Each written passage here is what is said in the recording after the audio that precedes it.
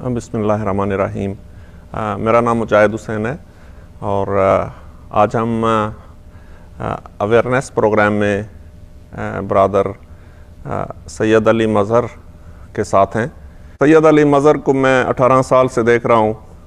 माशाल्लाह ये कम्युनिटी की खिदमत में और तालीम व ताल्लुम के हवाले से कि नौजवानों को किस तरह से उनको तालीम की तरफ और साथ ही साथ मज़हब की तरफ दोनों को किस तरह से मिक्स आगे बढ़ाया जाए।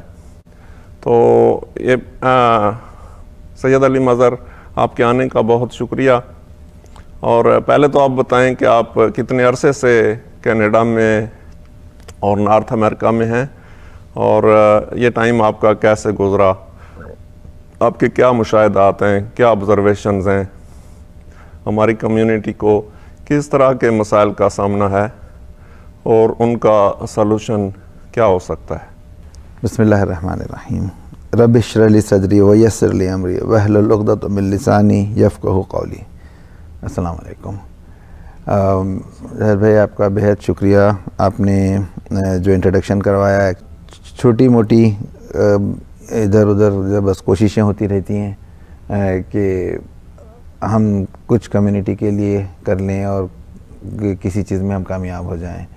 और बस ये समझिए कि मैं यहाँ पे 1995 में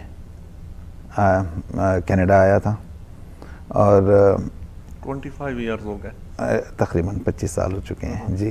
क्वार्टर सेंचुरी आपने जी यहाँ हो चुकी है, क्वार्टर सेंचुरी। और बस मौला का करम ये रहा कि मेरे आने के दूसरे ही साल मैं अल मेहदी सेंटर में जो एग्जीक्यूटिव कमेटी थी उसमें as a programme director join हो गया। फैमिली को मैं जानता हूँ, जैसे उनके बच्चे को जो है पे टीचर ने एक बार स्कूल में बुलाया, पेरेंट्स को कहने लगा कि भाई ये बच्चा आपका जो है ये पढ़ता नहीं है ठीक से और इसको जो है अटेंशन डिफिशिएंसी के इश्यूज़ हैं, इसको आइडेंटिफाई कर दिया जाए। तो अब इनको कोई पता ही नहीं है कि क्या चीज़ होती है। अच्छा ये क्या होता है? नहीं कोई मसला नहीं है, कुछ नहीं है, हम इसको सिर्फ आइडेंटिफाई कर देते हैं और उसके बाद इनको स्पेशल ट्रीटमेंट दिया जाता है कि जो है इनको नहीं इसी स्कूल में रहेंगे, कोई मसला नहीं है, इनको एक कंप्यूटर दे दिया जाएगा, इनको लिखने की कोई ज़रूरत नहीं है। अब ये जो है इनको वो अब वो ये है कि वॉइस रिकग्निशन सॉफ्टवेयर कंप्यूटर में डाल देंगे और इनको लिखने की ज़रूरत नहीं है, ये कहते जाएं वो नोट्स बनाता जाएगा और ये अपना कंप्यूटर लेके घूमेंगे हमेशा। एग्ज़ाम लिखने के लिए इनको ज़्यादा टाइम दे दिया जाएगा। अब ये पेरेंट्स जो हैं काफ़ी खुश कि भाई देखिए वाह क्या बात है, ये यहाँ की तो ज़बरदस्त किस्म के सिस्टम है कि जो है हमारे पास अगर ऐसा हो तो यहाँ पे ये लोग इतना अटेंशन देते हैं और ये करते हैं वो करते हैं। अब वो बच्चा जो है वो कंप्यूटर लेके लिखता पढ़ता तो कम था, गेम ज़्यादा खेलता था, जो हर बच्चा करता है। वो तो बच्चा है। उसके बाद ये हो गया कि उनको आदत हो गई कि जो है मुझे टाइम फॉलो करने की ज़रूरत नहीं है, एग्ज़ाम अगर 1 घंटे का है तो मैं 2 घंटे में लिख सकता हूँ। सारी आदतें बिगड़ गई जब तक वो हाई स्कूल तक पहुँचा। वो इस चीज़ को भूल गया कि you have to be unkind to be kind.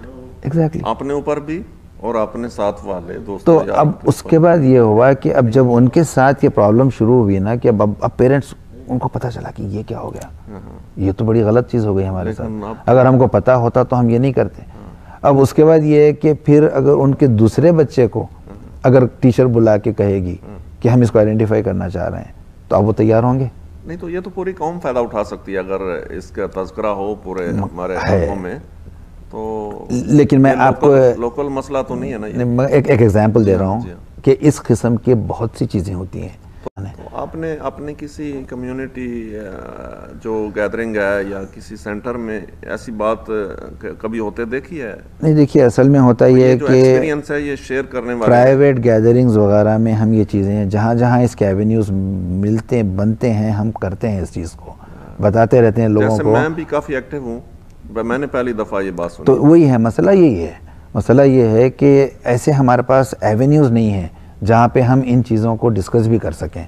लेकिन ये है कि जहाँ पर भी प्राइवेट गैदरिंग्स होती हैं मैं तो कोशिश करता हूँ कि जहाँ देखता हूँ कि यंग पेरेंट्स हैं और जो हैं उनके बच्चे हैं, तो किसी तरीके से ये एक प्रॉब्लम नहीं है, बहुत सी दूसरे इश्यूज भी हैं।